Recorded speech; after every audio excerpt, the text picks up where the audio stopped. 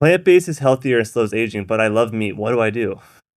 Well, I would first ask why you believe that plant-based is healthier and slows aging. I'm not convinced that the data as a whole supports that. I think what is clear, to me at least, is if you eat an unhealthy diet and you eat too much food, too many calories, and you first stack problem. meat on top of that, Yeah. that increases your risk for certainly cancer and cardiovascular disease. It's completely unclear to me that if you eat a generally healthy diet and don't overeat, that eating, some amount of meat is less healthy than eating no meat at all. Like, I don't think it's completely clear. So I think there's a lot. I mean, again, this is where I think the disinformation in the internet is so problematic, because you can find data to support wherever you want to fall on the spectrum. You have the carnivore people pointing to data. I think, honestly, I mean, I know this is going to piss people off. The idea that you should only eat meat is just silly. Don't unbalance your macronutrients. This is a bad idea long term. And you may lose weight from it, but I do not see any evidence that over the long term, eating a highly unbalanced macronutrient diet in any direction is a good thing. Yeah. So, I mean, but I also think the idea, there's plenty of evidence that only eating plants is probably less healthy than eating a mixed diet. So I push back against the idea that plant-based is healthier and slows aging, and it might actually be less healthy than a balanced diet that has some meat in it. I think I would guess it's probably similar healthy as long as you're doing it right. But a lot of people, I'm not sure if they're eating a plant-based diet, it's harder, I think, to get the right balance. I think that's the issue, right? Yeah. Yes, I agree. And also, this is even more complicated because not all meat is created equal, right? And so is it the case that, fish is going to have different health effects in the long run from chicken, from beef?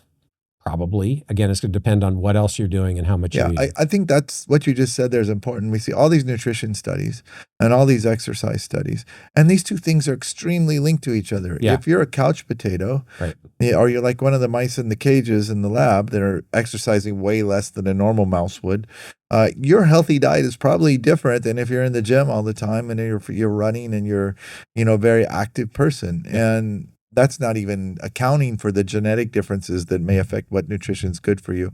So there is no one-size-fits-all nutrition plan, right? And I think you need to be aware of the effect your diet's having on you, and you need to couple that with the amount of exercise and what kind of exercise you're doing to really optimize. Right. And I mean, again, for people who just want a pragmatic sort of answer, right? I think don't eat too many calories. Yeah, that's true. That's absolutely true.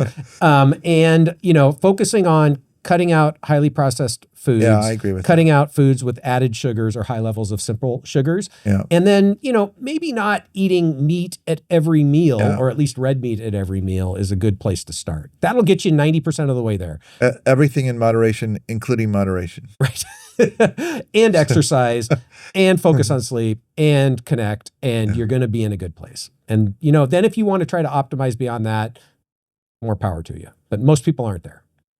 Could the timing of food intake, like early time-restricted eating, make a measurable impact on longevity? It could.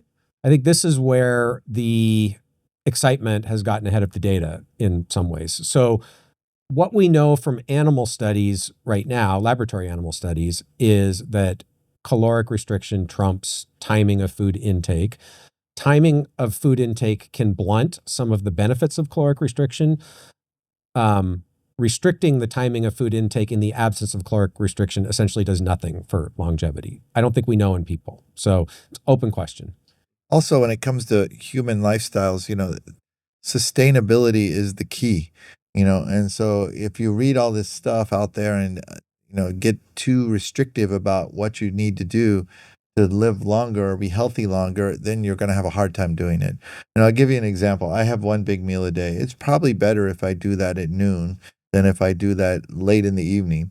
But that's not doesn't fit my lifestyle, Is that all you eat, or you only have one big meal and then you have small stuff? Couple small meals and one big meal. But in the evening is when I have time, when I want to enjoy my meal, and that's when I eat it. And it maybe is not perfect, but it's better than having 3 huge meals a day. So don't throw out the good because you're trying to achieve the great. Yeah, I think that's important. And the other thing to say about time restricted eating is, at least for some people, that's a really useful strategy to not overeat. Yeah, and I so that's agree. different from, is it the time restricted I eating agree that's with that. enhancing health span or longevity, or is it the fact that that's helping you not overeat that's Probably increasing to some health degree span and both, I would longevity? guess, but I don't know. I don't know. Like, again, I'm not convinced that the time restricted part has any significant benefit over the caloric restriction piece, but it might for some people.